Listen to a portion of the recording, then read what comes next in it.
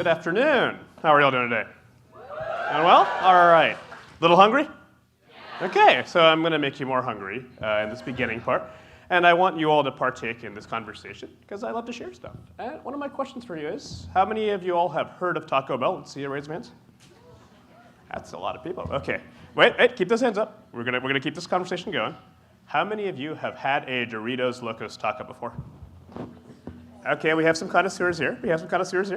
And how many of you Doritos Locos Tacos lovers have ever decided to put this inside of a cheesy gordita crunch? We got one? Okay, an expert. This is awesome. Yes, we're here.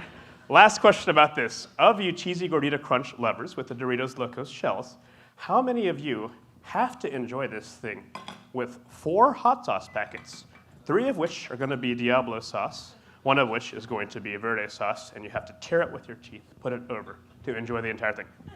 Nobody? Okay. And the reason I bring this up is quite interesting, is that it seems that no matter where I go in life, I can't seem to find a place of belonging, but I do know the flavors that I like.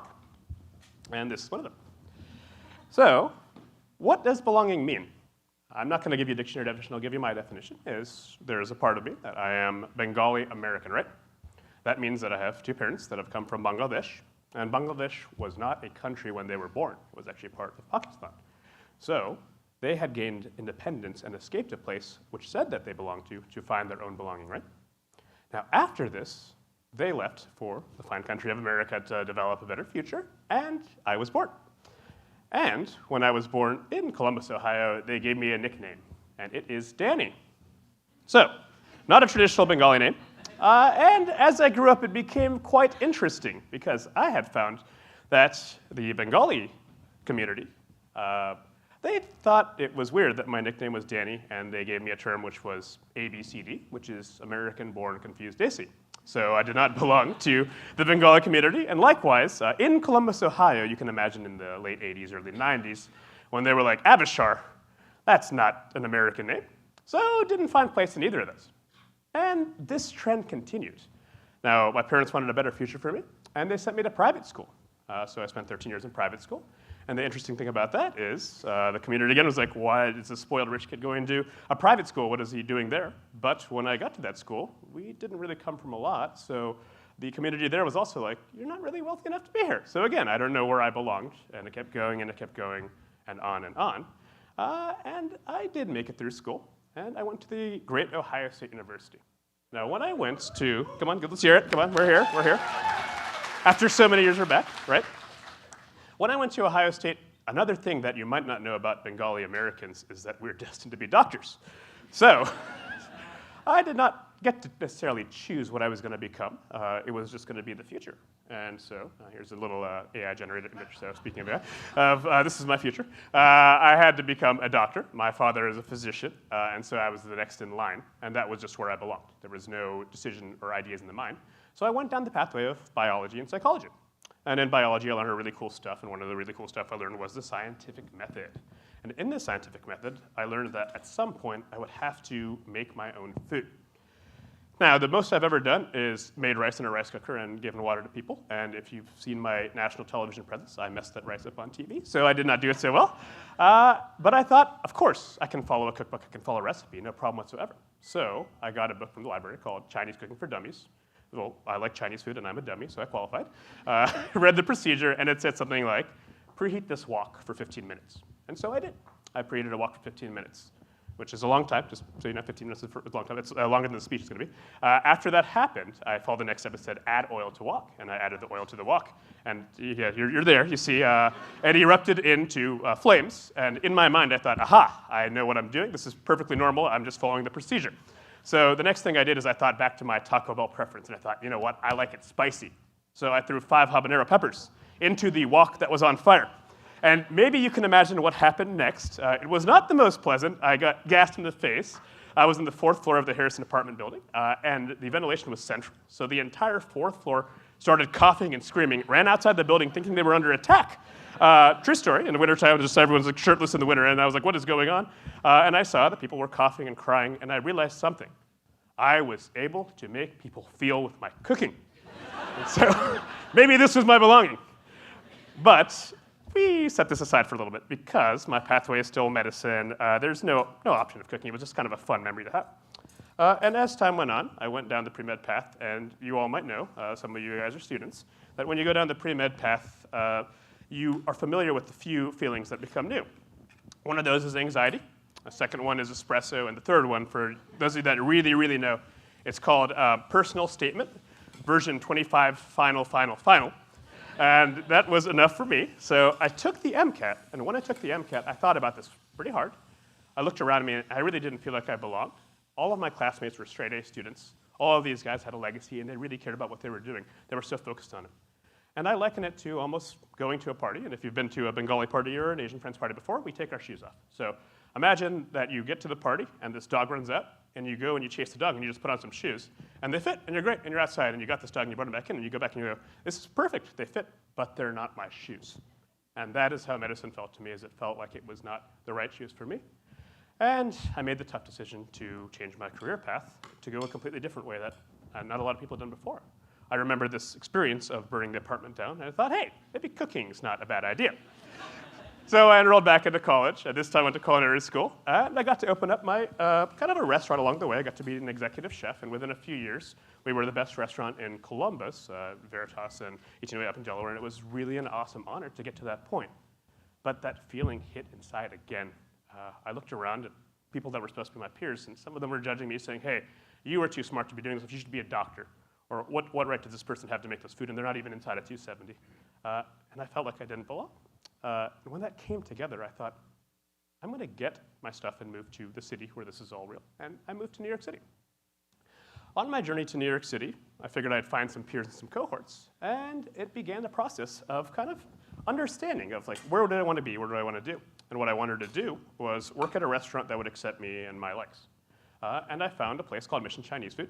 I applied for a job there. It was the reason that I went there was we've discussed that, clearly I like Chinese food. And Mission Chinese Food was a James Beard Award-winning restaurant. And the chef there was actually an adopted Korean whose nickname is Danny. My nickname is Danny. I like Chinese food. What else is there to know, right? So I applied for the job, and they said, no, you cannot work here. You need to do an internship, and you need to move to the city. So I packed my bags, went to the city, did not have any savings or anything in mind. I was like, I'm going to find my belonging. And I got there, and I got tasked with my first task. And the first task right away was, I need you to get salt and vinegar potato chips. And I thought, aha, the chef is testing me. He's hungry. He wants some salt and vinegar potato chips. I sprinted out the door. I ran. I went to the bodega, and I learned very quickly that some places are cash only. So I spent $15 at the ATM to get cash to bring these chips. And I came proudly to the chef, and I said, hey, I got you these chips. He looked at me and said, first of all, I didn't send you anywhere. I was talking to somebody else. And secondly, this is for a dish. It's not for me. I don't know, man. And it felt really, really bad because I had just moved over and I'd made a fool of myself. But I kept my head down, and I kept working. And the chef actually gave me the opportunity to work there. So I got my job at Mission Chinese Food. How awesome, right? Now I'm finally finding my belonging. I get to work in this restaurant that's going to train me, and I'm going to get to the future goals.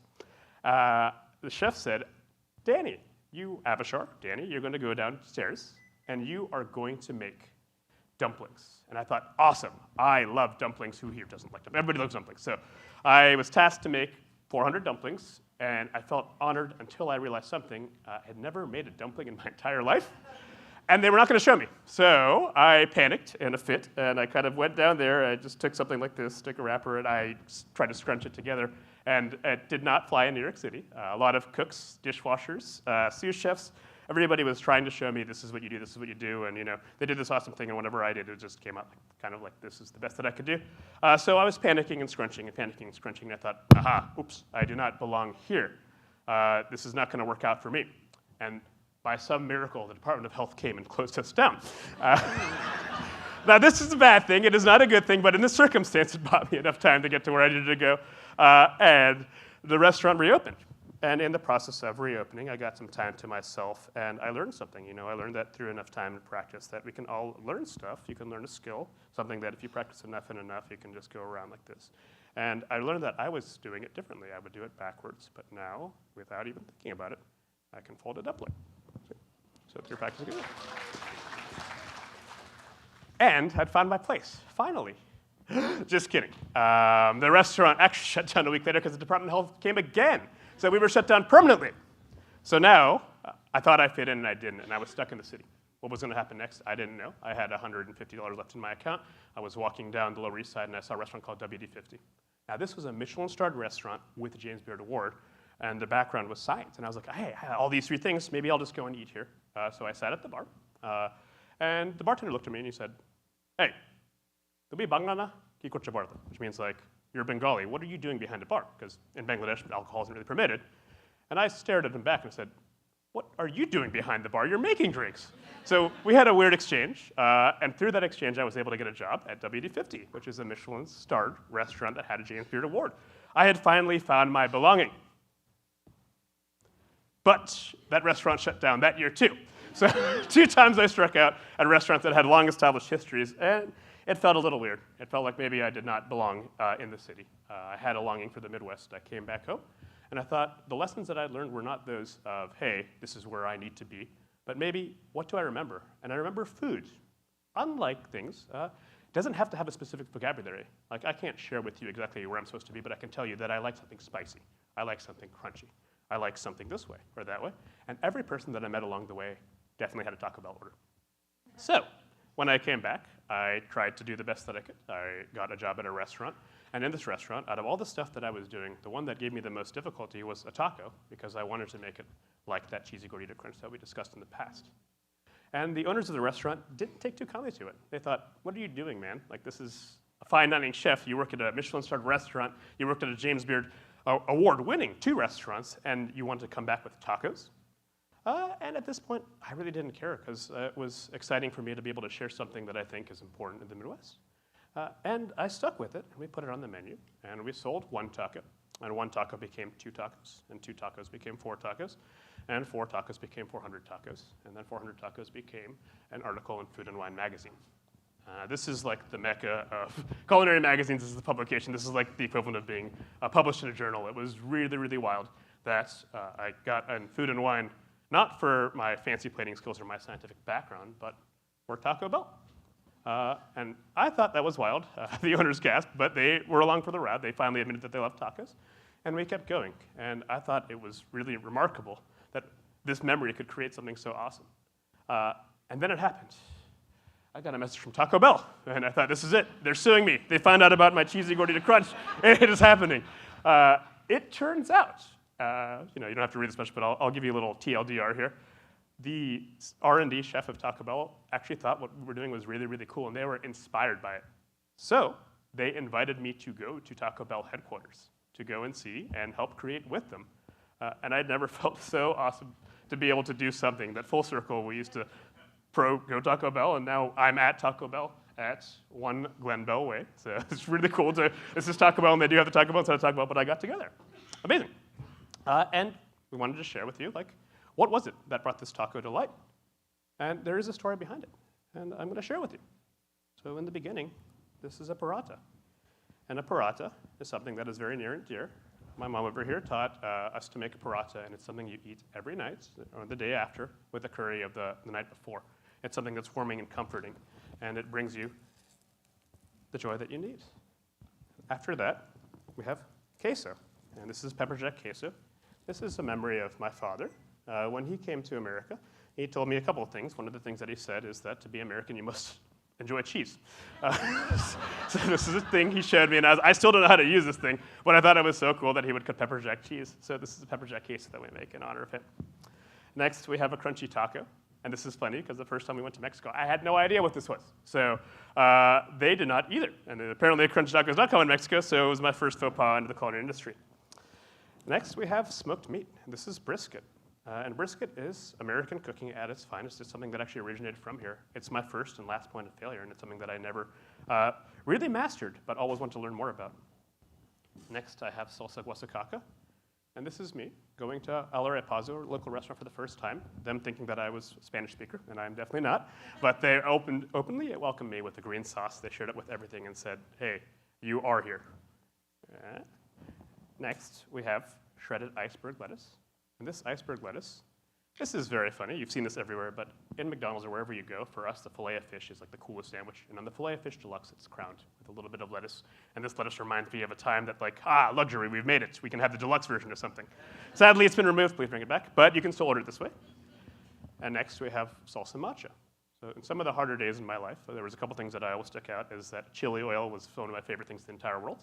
And in the back of the car, after I was on academic probation several times, my dad would always welcome me with Spanish peanuts and hot sauce. And this is a combination of all three of those things. And finally, you all know this. This is that time that you had a bad night, and you woke up the next day, and you don't remember everything you did, but you remember that you ate your feelings away. So you've seen these shredded cheddar pieces in your car everywhere, right? You know, you've seen this, it's here, it's there. It's everywhere, you find it, and you're like, aha, I know you had a rough night last night, right? And this right here, this, yeah, it is 100% is Taco Bell, but it's also 200% me. And the reason that I share this with you is because I do believe that belonging, like flavor, yeah, it can be found on the shelves, but for a lot of us, it isn't. It's something that we can actually create with openness, with transparency, and sharing our quirks with the world. So yeah, you can have your taco and eat it too. Thank you.